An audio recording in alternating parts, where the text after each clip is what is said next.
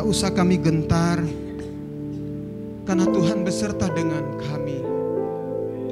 Gada dan tongkat-Mu menyertai kami, Tuhan. Pada hari ini kami berpuasa, menahan lapar dan haus.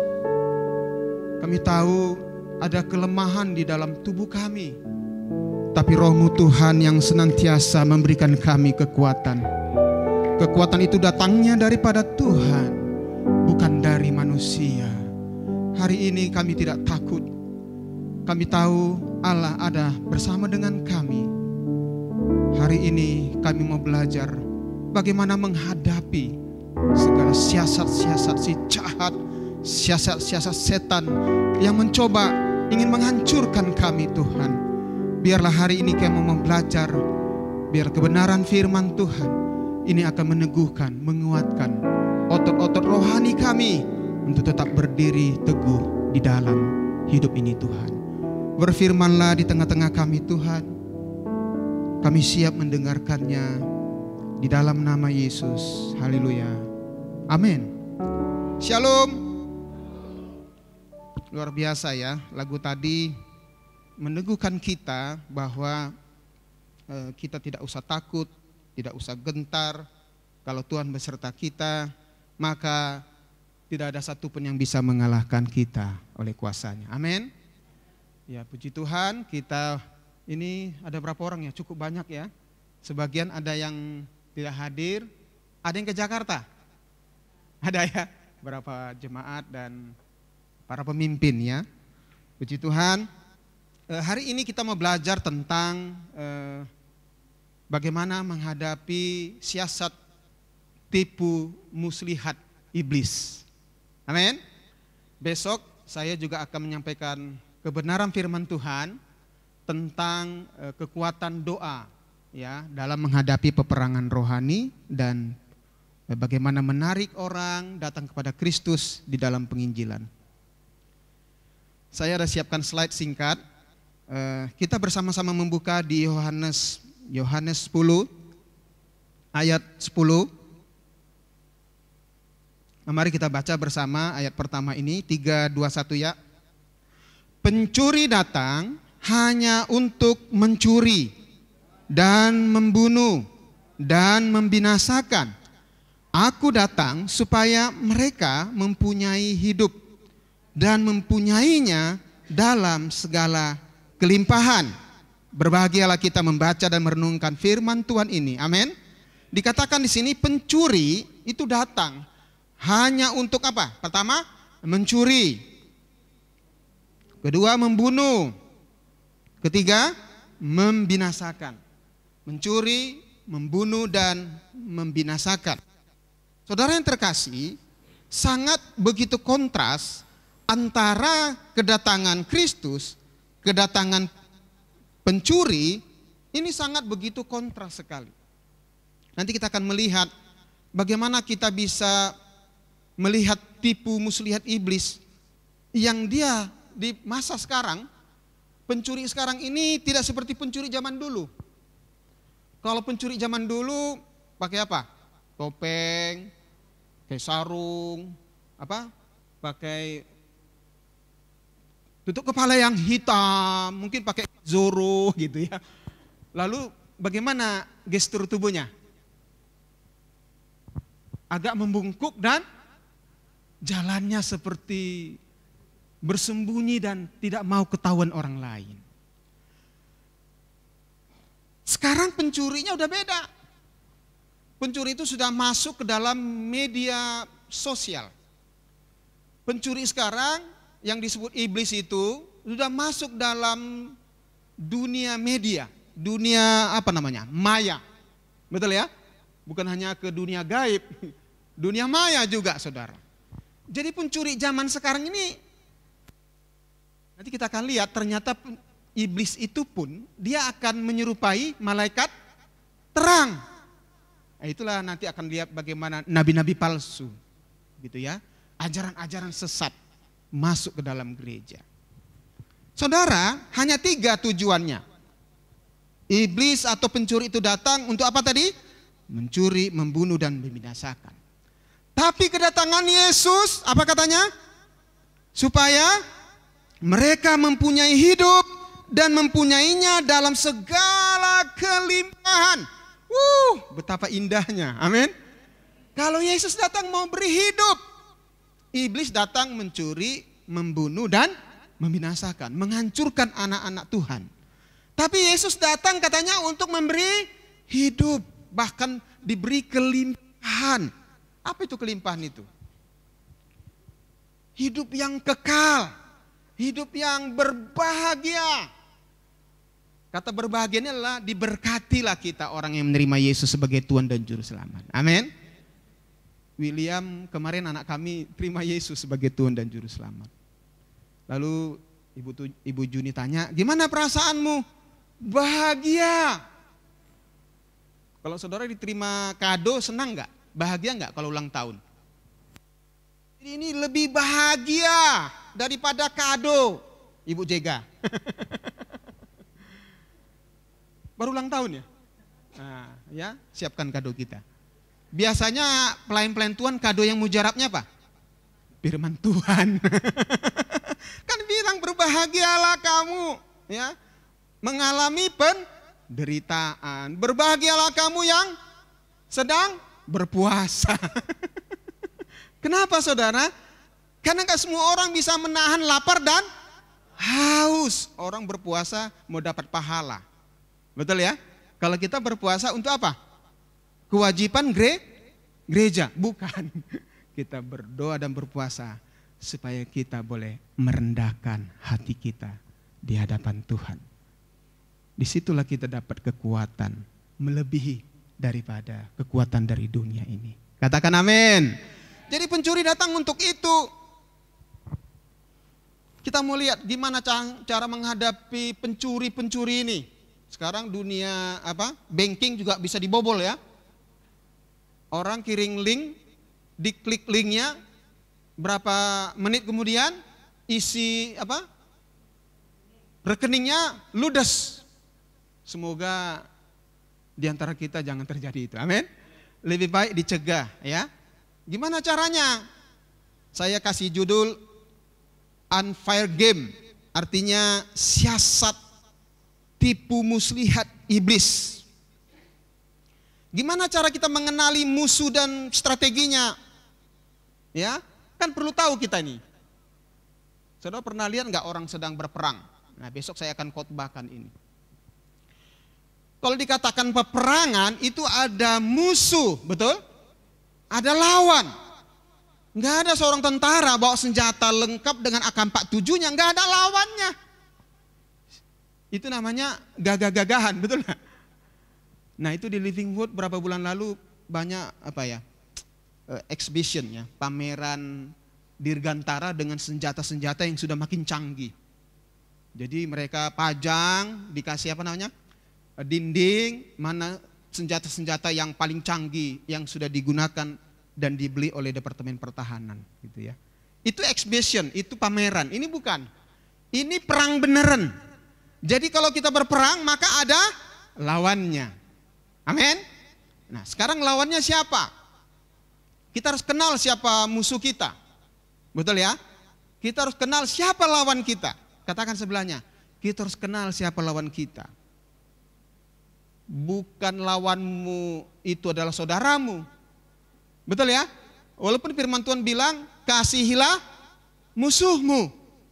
Maksud dikasih musuh itu bukan kau menyerahkan diri, ini tembaklah aku. Bukan itu maksudnya. Jangan salah paham. Kita akan melihat, ini dia. Nah ya, 1 Yohanes 3:8. 3, 2, 1 ya kita baca bersama-sama. Barang siapa yang tetap berbuat dosa, berasal dari iblis. Sebab iblis berbuat dosa dari mulanya. Untuk itulah anak Allah menyatakan dirinya, yaitu supaya ia membinasakan perbuatan iblis itu. Amin. Jadi barang siapa yang berbuat dosa, jatuh ke dalam dosa, berbuat dosa, terus berdosa. Sebab iblis berbuat dosa dari mulanya. Untuk itulah Yesus menyatakan dirinya. Dia hadir ke dunia ini, dia mati di kayu salib, darahnya dicurahkan tubuhnya disalibkan, dan besok kita akan melakukan perjamuan kudus. Amin. Itu memperingati betapa dia mengasihi kita, saudara. Ya, makanya dia rela mati bagi kita. Nah sekarang kita kenali siapa iblis kita. Kita udah tahu tadi iblis itu, setan itu, pencuri itu datang untuk mencuri, membunuh dan membinasakan. Ini dia. Identitas musuh kita. Nah, salah satu siasat, ya, salah satu siasat jitu dari setan adalah bahwa ia tidak menginginkan kita menyadari kenyataan akan keberadaannya. Maksudnya gini, saudara. Iblis itu dibuat kita nyaman. Setan itu dibuatnya kita enjoy. Sehingga kita lupa bahwa kita sedang ditipu oleh iblis. Contoh, pernah nggak saudara ditelepon oleh seseorang? Dia bilang, "Bu, ini anak ibu ada kecelakaan." "Di mana?" "Pulang sekolah. Sekarang saya menolong ibu di kantor polisi. Dia sudah sekarat, sudah mau meninggal, is dead. Tolong kirimkan uang supaya bisa menolong anak ibu di Santa Maria." Mungkin gitu, saudara. Atau di rumah sakit Prima. Mungkin pembohongnya ada di mana? Di Kota Pekanbaru. Anak ibu laki-laki kan? Padahal anaknya perempuan, saudara. Dan sedang doa puasa di gereja lagi. Jadi itulah siasat-siasat orang. Dibuat kita tidak sadar. Betul ya? Dibuat kita tidak menyadari bahwa kita sedang ditipu oleh orang ini. Pernah nggak ngalamin gitu? Atau ibu dapat hadiah, undian. Berapa miliar? Kalau Pak Kasmaran langsung bilang, ambil aja untuk kau itu. Saudara, dibuat kita tidak menyadari kenyataan akan keberadaannya. Dibuat kita nyaman. Betul ya? Itulah kisah kejatuhan manusia. Jadi Adam dan Hawa, kalau kita lihat di Kejadian pasal 3, iblis itu menyerupai apa? Ular. Sudah pernah lihat ular? Siapa sini yang jijik ketemu ular? Yang takut ketemu ular? Katanya di Medan banyak ular katanya. Ya, saudara, pernah nggak lihat ular? Saudara, ular itu lambang iblis kan? Betul ya? Dia kan dikutuk itu. Kalau saudara menemukan ular ini bisa masuk ke dalam sangkar burung. Sekecil apapun lubang sebuah sarang atau rumah saudara, sekecil apapun ada lubang, dia bisa masuk. Jadi ular itu licik gitu ya. Dia bisa masuk kemana saja. Pernah nggak ketemu ular itu ada di dalam plafon? Tiba-tiba plafonnya ambruk. Ternyata ular sanca jatuh, buk, gitu ya. Atau di toilet, maaf kata sedang buang air besar, muncul ular, hampir dipatok, saudara. Jadi iblis itu dia menyerupai ular, dia menggoda Adam dan Hawa. Saudara sudah tahu ya kisah itu ya. Bagaimana waktu Allah memberikan Taman Eden supaya manusia menguasai Taman Eden. Tetapi mari kita lihat di pasal ketiga, Kejadian pasal 3, manusia jatuh ke dalam dosa. Kita baca ya. Adapun ular ialah yang paling cerdik dari segala binatang di darat yang dijadikan oleh Tuhan Allah. Ular itu berkata kepada perempuan itu, apa katanya? Tentulah Allah berfirman, semua pohon dalam taman ini jangan kamu makan buahnya. Bukan?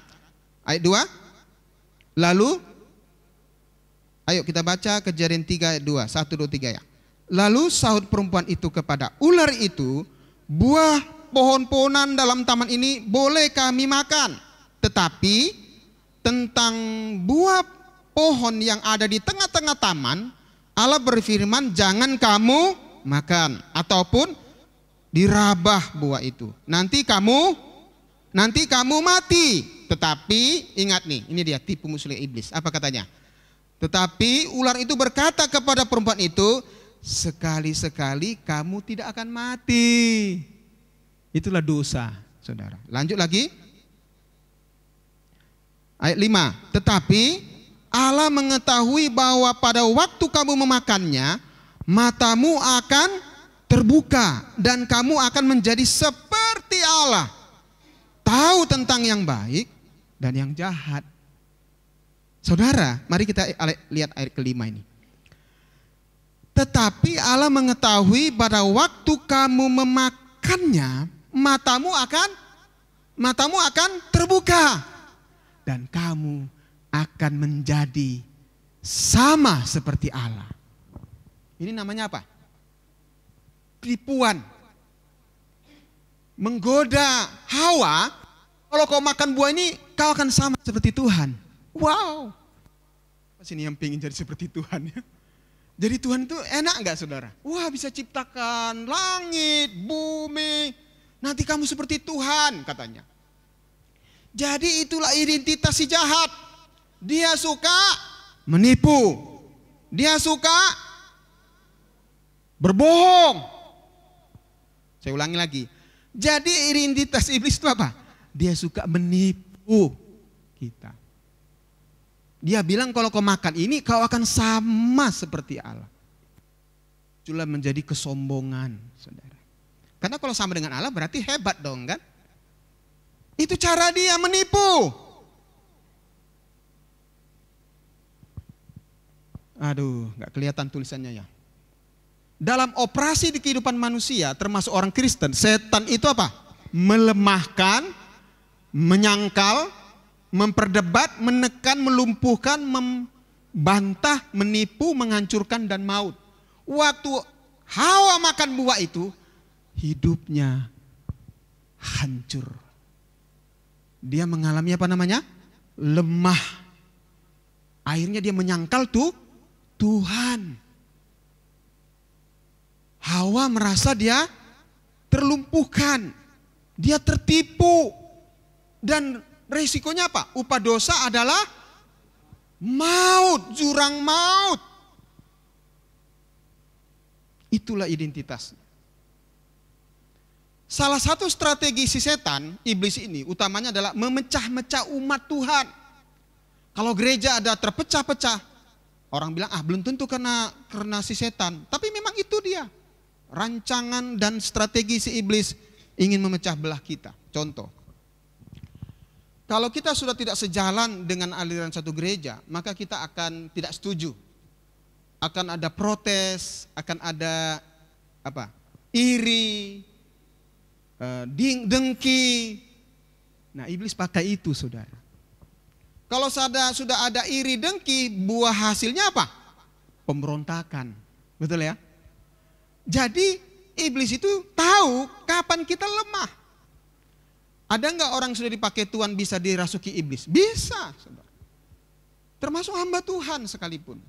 Kalau dia tidak berjaga-jaga, saudara. Nah, Lukas 4 ayat 1 sampai 13. Waktu Yesus dicobai di padang gurun, perhatikan ya, iblis itu mencobai. Siapa yang dicobai? Yesus. Jadi jangan pernah berpikir bahwa Yesus itu, Allah itu mencobai manusia. Betul ya? Jangan dibalik. Iblis mencobai Yesus. Amin. 3 kali dia dicobai. Ubahlah batu menjadi roti. Itulah bicara tentang kehidupan. Naiklah ke bubungan tinggi, lompatlah engkau. Apakah betul Allahmu akan menatang engkau? Yang ketiga, apa pencobaan dilakukan oleh iblis kepada Yesus? Naiklah ke gunung yang tinggi, lihatlah dunia ini, semua kerajaan dunia ini akan kuberikan kepadamu. Tapi apa kata Yesus? Ini dia, saudara. Gimana caranya supaya kita menangkal dan mematahkan segala siasat-siasat si iblis? Apa katanya? Ada tertulis, manusia bukan hidup dari roti saja. Jadi ada tertulis, waktu kita melawan iblis, kuasa si setan, kita harus mengutip firman Tuhan. Amin. Supaya dia lari daripada kita. Jadi dibilang ada tertulis manusia bukan hidup dari roti saja. Maka iblis itu KO. Amin. Yang kedua, kalau engkau naik ke bubungan tinggi, engkau lompat, apakah betul Allahmu akan menatang engkau? Hei iblis, katanya, enyalah engkau dari hadapanku dan engkau harus menyembah Allahku yang hidup, Yahweh itu. Jadi setiap kali Yesus dicobai, dia kutip firman itu, ada tertulis. Amin. Yang kedua, di Yohanes 8:44, ini identitas iblis. Iblis itu adalah pendusta. Dia suka berdusta, saudara ya. Dikatakan di situ iblis pendusta, kenapa saudara? Karena dia suka berbohong. Nah, dikatakan di sini saudara, kata berbohong di situ pendusta, dan dia disebut bapa apa saudara? Segala pendusta. Ya. Di Yohanes pasal 8 ayat 44 itu, iblislah yang menjadi bapamu dan kamu ingin melakukan keinginan bapamu. Ia adalah pembunuh manusia sejak semula dan tidak hidup dalam kebenaran, sebab di dalam dia tidak ada kebenaran. Apabila ia berkata dusta, ia berkata atas kehendaknya sendiri, sebab ia adalah pendusta dan bapa segala dusta. Contoh, saudara percaya nggak bahwa orang mati itu, orang yang hidup di dalam Yesus, ketika dia mati, dia ada di mana? Naik ke surga. Katakan amin. Ya, itu harus ada jaminan yang pasti di dalam hidup kita. Amin. Waktu dia naik ke surga, sekarang tinggal apanya? Jenazahnya kan? Jasadnya. Betul ya? Tiba-tiba piring di belakang rumah berbunyi. Lalu datang saudara kita berkata apa? Lagi datang dia. Betul nggak? Sedang makan. Posisi makannya memang selalu di kursi yang paling ujung, kira-kira gitu. Ya. Dan dia suka pakai piring warna putih. Ya, gitu ya. Nah, saudara, sampai hari ini itu masih ada nggak, saudara? Masih. Baru-baru ini ada film siapa itu? Vina katanya. Saya baru nonton tadi malam. Jadi ternyata kesurupan lah temannya, katakan. Ingat ya cerita Vina itu. Dia bilang disebut nama. Bisa ya. Orangnya udah mati, dia gentayangan 7 hari katanya korban pembunuhan ya. Nah, hati-hati saudara. Itu bukan si Vina. Jangan-jangan Vina. Itu bukan si Vina, itu roh jahat yang menyerupai. Saya bilang si Vina lah supaya saudara langsung nangkap lah maksudnya. Kenapa saudara? Karena dia tidak ada di bumi ini lagi. Kalau ada orang kesurupan lalu meninggalkan pesan, orang dodisi warisan sebelah kiri di bawah ruang tamu itu, bongkarlah anakku. Di situ nanti ada peti warna hitam, kau buka itu berlianku banyak di situ. Saudara jangan percaya, amin. Karena itu tipuan.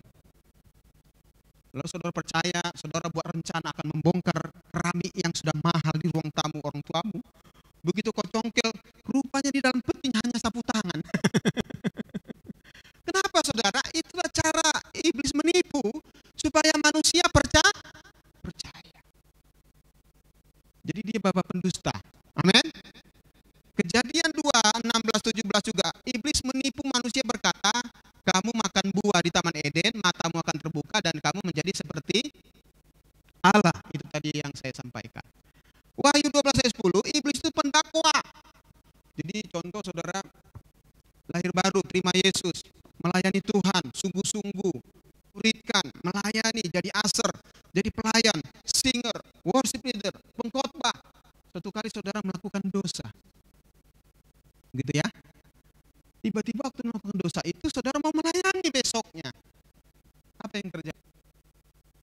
Ada ada perasaan bersalah. Halo anak-anak muda, banyak sih anak muda ya, ada anak muda ya. Tantangan zaman sekarang ini ketika kita terjebak dalam satu dosa, iblis itu akan datang. Kemarin kamu melakukan dosa loh. Sekarang kamu mana layak kamu melayani Tuhan. Gitu ya. Si pendakwa itu akan terus mengintimidasi. Karena dia tahu di mana kita lemah di situ. Betul? Kemarin kamu berbohong. Kamu gak layak menjadi pelayan Tuhan. Kamu menggosip, kamu menceritakan pemimpinmu, kamu gak layak. Dan iblis selalu datang untuk mendakwa.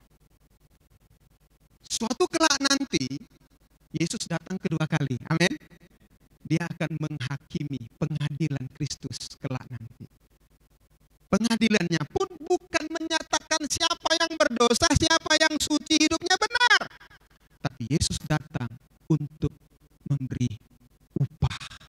Amin. Diberi mahkota. Amin. Barang siapa yang mengembalakan di persekutuan-persekutuan, ya Pak Ombing, akan dapat mahkota, Pak. Mahkota waktu kau mengembalakan, membawa orang datang kepada Tuhan. Siapa yang memberitakan Injil akan dapat upah. Tuhan kasih mahkota kebenaran bagi orang yang memberitakan Injil, orang yang hidup dalam kegelapan dibawa kepada terang Kristus. Engkau juga akan dapat upah, saudara. Orang yang melayani jadi apa, saudara? Dalam pengembalaan, penginjilan, worship leader, orang-orang yang melayani kaum miskin, diakonia, orang melayani, orang miskin dapat upah. Ibu Jega dapat upah lebih daripada kado yang kau terima. Tidak ada yang diadili engkau berdosa atau tidak. Tapi engkau akan diberi upah oleh Dia. Itulah pengadilan Kristus Yesus nanti. Gimana kami Pak, kalau orang yang gak melayani Tuhan? Layani Tuhan mulai hari ini. Maka engkau akan dapat upahnya. Amin. Jadi jangan mau didakwa si iblis. Berikut Matius 13 ayat 19, iblis apa namanya? Perampas. Tahu perampas? Perampas itu tahu nggak saudara begal? Begal itu yang perampok. Apa kerjaannya saudara? Gimana caranya dia ngambil kalungnya calon mangsanya? Naik motor, dipepet-pepet, ya kan? Ibu-ibu hati-hati kalau ada yang mepet-mepet itu kemungkinan itu dia. Tapi kalau satu gereja dipepet jangan shalom gitu. Kalau dia mepet nggak dikenal, wajahnya pakai masker, nggak dikenal, dia pepet-pepet kita, mulai tangannya merampas. Halo, yang suka naik motor pakai yang handphone, hati-hati dirampas. Dengan cepat dia berlari, tancap gas. Dia nggak pakai motor listrik, dia pakai Satria itu. Kalau pakai motor listrik kecepatannya maksimal berapa katanya? 75 km. Lambat dia. Perampok tuh nggak pernah pakai motor listrik. Lambat dia. Dia pakai apa? Satria. Wush, hilang. Kenapa saudara? Iblis akan merampas benih firman Tuhan. Kalau kita pas mendengar firman Tuhan, kita melamun. Kemana firman Tuhannya Pak? Diambil. Yang suka pegang-pegang handphone, gak konsentrasi dengan firman Tuhan, diambil firmannya. Siapa yang mengambil? Iblis. Mana ayatnya Pak? Betul nggak? Handphonenya sih nggak ada, ayatnya ada. Mari kita lihat. Matius 13 ayat 19. Sedikit lagi ya, akan selesai. Langsung kita buka puasa. Ayo kita buka Matius 13. Adik berapa? Ya. 3, 2, nggak kelihatan. Boleh Daud buka?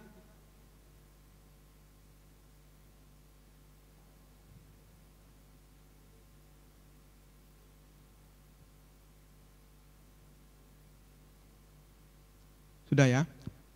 Matius 13 ayat 19. 3, 2, 1 ya.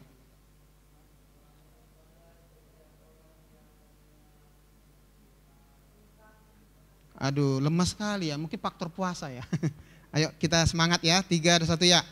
Kepada setiap orang yang mendengar firman tentang kerajaan sorga, tetapi tidak mengertinya, Datanglah si jahat dan merampas yang ditaburkan dalam hati orang itu.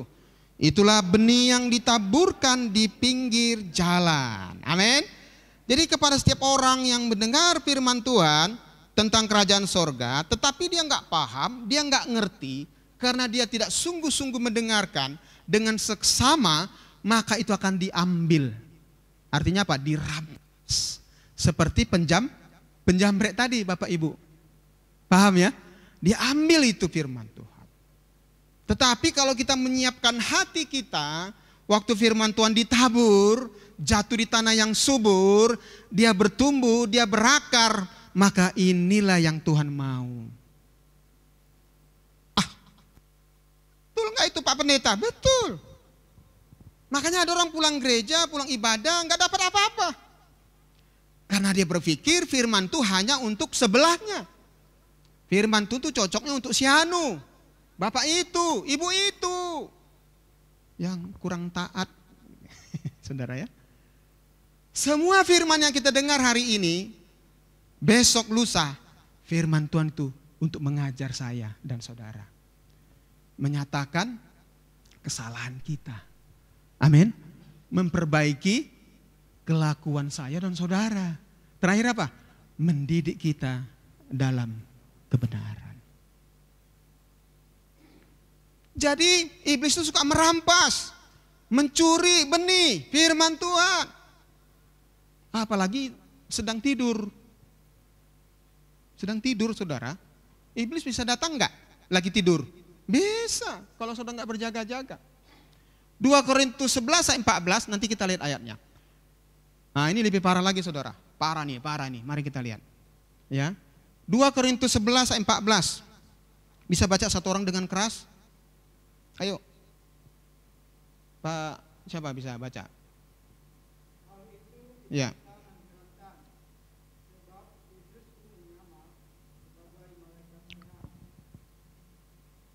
Jadi iblis itu, terima kasih Bang Aris. Iblis itu dia suka menyamar. Dia suka menyerupai. Apa menyerupai saudara? Kayak bunglon. Dia seperti malaikat terang. Makanya nanti nabi-nabi palsu datangnya seperti itu saudara.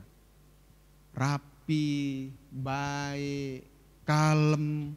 Seperti nggak ada dosa gitu ya. Nggak ada salah. Kata-katanya manis, nggak seperti bapak itu gitu ya. Nggak suamiku lah, kasar gitu kan. Lemah lembut. Nabi-nabi palsu datang nanti dengan seperti itu, saudara. Suka menolong. Suka memberi. Tapi dasar memberinya bukan karena kasih. Hati-hati ya. Nanti masa-masa nabi palsu itu akan datang. Dia seperti malaikat terang. Nggak menyeramkan seperti tadi Bapak Ibu. Jangan-jangan dia dekat kita. Atau dia tetangga kita. Atau dia di kantor kita. Dan antikristus datangnya juga dari orang Kristen. Betul saudara. Ya. Oleh sebab itu mulai sekarang kita berjaga-jagalah di dalam doa. Itulah mengapa kita berpuasa. Amin. Kalau kita bicara tentang ketidakpuasan, kita akan selalu menghadapi ini saudara. Ini dia. Strategi iblis dari luar, dia datang saudara. Tapi firman Tuhan berkata hari ini, mari kita baca tentang iblis ini Efesus 6, 10-12. Akhirnya, hendaklah, apa katanya saudara? Kamu kuat di dalam Tuhan, di dalam kekuatan kuasanya. Nah gimana cara kita melawannya? Kenakanlah perlengkapan senjata Allah. Supaya apa? Saya kasih merah itu supaya jelas. Supaya kamu dapat bertahan melawan tipu muslihat iblis. Karena perjuangan kita bukanlah melawan darah dan daging, tetapi melawan pemerintah-pemerintah, melawan penguasa-penguasa, melawan penghulu-penghulu dunia yang gelap, melawan roh-roh jahat di udara. Amin. Jadi kita harus bertahan. Kalau ada sepak bola, ada yang bertahan kalau diserang kan? Betul kan? Dia bertahan. Waktu ada serangan, dia punya pertahanan yang kuat, saudara. Waktu saudara nggak ada uang, nggak ada harapan lagi, saudara tetap bertahan. Karena kita percaya sekalipun kita belum melihat itu, saudara. Saudara percaya itu? Bahwa Tuhan kita sanggup, bukan hanya mencukupkan, tapi beri kelimpahan bagi kita. Saudara percaya bahwa Yesus datang ke dunia untuk beri kelimpahan bagi kita. Penderitaan yang saudara dan saya alami, itu akan membawa ketekunan. Dari ketekunan itulah kita bisa bertahan. Katakan amin. Jadi kita harus lawan iblis itu dengan mengenakan seluruh perlengkapan senjata Allah. Supaya iblis, kita dapat bertahan melawan tipu muslihat iblis. Melawan malaikat yang disebut malaikat terang itu adalah tipuan bagi kita.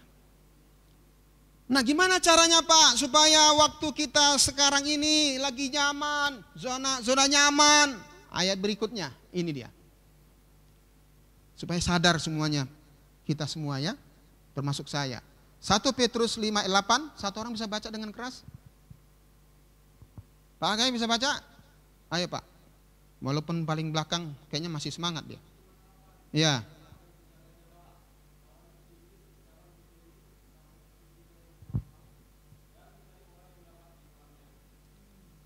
Sadarlah. Berarti selama ini kita nggak sadar. Betul ya? Kan dibilang tadi, iblis itu bisa menyerupai malaikat terang. Kita dibuat nyaman. Seperti apa ya? Kena angin apa? Sepoi-sepoi. Kena AC gereja yang enak, nyaman. Airnya 5 watt gitu dia. Tahu 5 watt maksudnya? Nyaris tertidur gitu. Sadarlah. Amin. Dan berjaga-jagalah. Ayo lawanlah iblis yang berjalan berkeliling seperti singa yang mengaum-ngaum. Makanya doa keliling ya Bu Rana ya.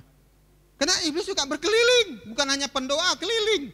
Iblis juga berkeliling, mana yang lagi lengah, mana yang lagi santai minum kopi, lupa berdoa. Mana yang lagi menikmati harta kekayaannya, mana yang lagi baru gajian, santai saja. Dia mencari orang yang dapat ditelannya. Siapa sini yang siap ditelan? Itulah pekerjaan iblis. Pak Pendeta bisa nggak ditelan? Bisa. Betul ya? Sudah terkenal, khotbah di mana-mana, nyaman. Iblis bisa datang, menelan nggak? Dari mana masuknya? Dari pikiran. Lihatlah, hebat kamu kan? Setiap kali kamu berfirman, menyampaikan khotbah, semua mata melotot. Nggak ada yang ngantuk. Kalau saya khotbah, ada yang gini, ada yang ke kiri, ada yang ke kanan. Kayak sembahyang ya. Nah saudara, kita menyatakan bahwa kita harus melawan iblis. Karena dia seperti singa yang mengaum-ngaum. Ada peternak harimau, dia pikir dia bisa menaklukkan harimau ini. Bulan pertama dia bisa bergaul. Bulan kedua dia kasih makan. Bulan ketiga tidur dengan harimau dan singa. Bulan keempat dia ditelan sama harimau. Karena iblis itu datang untuk mencuri, membunuh, dan membinasakan. Jangan bersahabat dengan dia. Amin. Termasuk juga gereja hari-hari ini. Banyak aniaya, gereja dibakar, diusir, ditutup, dibredel. Itu adalah pekerjaan si jahat. Ingin meruntuhkan iman orang-orang percaya. Amin. Kita harus lawan iblis itu. Karena kita bukan melawan darah dan daging. Baru-baru ini ada mahasiswa yang sedang doa rosario ya. Mereka diganggu, dibacok, dianiaya gitu ya. Itu pekerjaan si jahat. Iblis pakai orang. Iblis pakai Pak RT.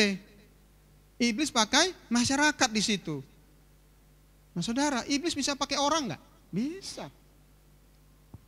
Tiba-tiba saudara dihina-hina di jalan, saudara dilempar mobil saudara, motor saudara, bisa marah nggak?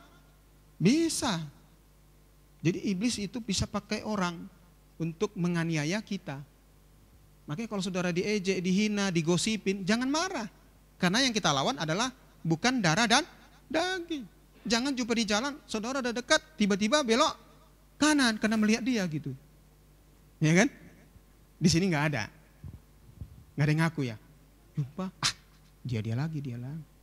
Atau pura-pura ngitung persembahan kita. Nah, gitu ya. Atau kita sibuk-sibuk yang lain. Makanya dikatakan Yesus datang untuk membawa perdamaian di tengah-tengah kita. Supaya berdamai kita semuanya. Amin. Ini gereja dibakar supaya mengintimidasi orang-orang yang percaya. Ini ada beberapa ayat.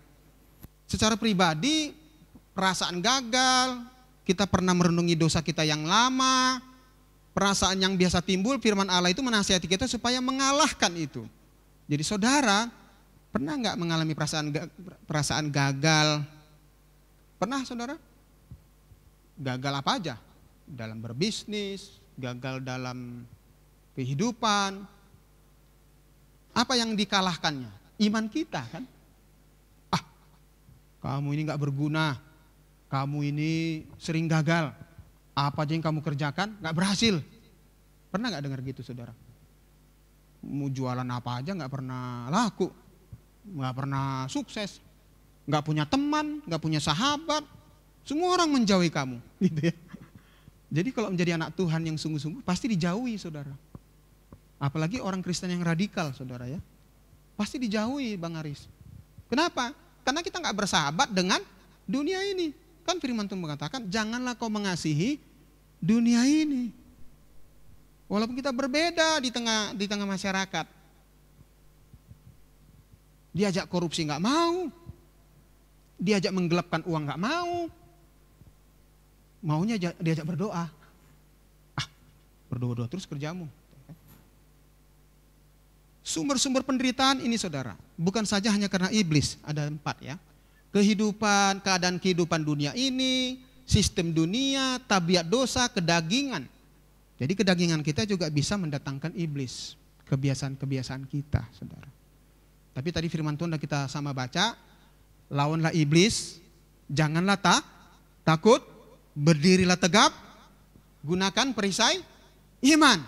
Itu perisai iman itu menangkis segala kuasa-kuasa sejahat. Pakailah topi, ketopong keselamatan. Ya, waktu datang panas si jahat, kita pakai ketopong keselamatan itu. Terakhirnya apa? Pakailah pedang. Saudara perang, bawa pedang. Karena pedang itulah kita menyerang musuh kita. Mempelucutinya dan meruntuhkan. Waktu kita berdoa hari ini, kita berdoa dengan kuasa Tuhan. Pakai firman Tuhan, pakai pedang roh. Pakai ketopong keselamatan, pakai ikat pinggang, berjirahkan keadilan. Pakailah kasut, besok saya bagikan tentang menginjili. Pakailah kasut kerelaan, keikhlasan, supaya kau pakai sepatu, kasut bisa berlari dengan cepat. Kemarin anak saya Kevin main bola, pulang-pulang kakinya luka gitu. Pin, kenapa kakimu nak jalannya gini-gini pulang dari sekolah? Luka Pak, kenapa? Habis main bola. Loh, kok main bola telapak kakinya terkelupas, besar saudara, gadang lebar gitu. Ternyata dia main bola nggak pakai kasut. Tahu maksudnya nggak pakai sepatu. Kalau main bola, pakai sepatu. Kalau kita bertanding harus pakai sepatu. Kalau melayani harus pakai sepatu. Keikhlasan, kerelaan melayani Tuhan. Jangan pakai pengetahuannya, kemampuannya, skillnya, pakailah kerelaan untuk melayani Tuhan. Amin. Supaya larimu cepat. Kevin gak bisa lari cepat lagi karena tidak pakai sepatu. Waktu kita memberitakan Injil, pakai sepatu, pakai kasut supaya larinya kencang. Besok saya bagikan saudara maknanya apa. Amin. Ayo, walaupun singkat ini renungan, tapi waktu kita berdoa nanti kita harus melakukan peperangan itu saudara.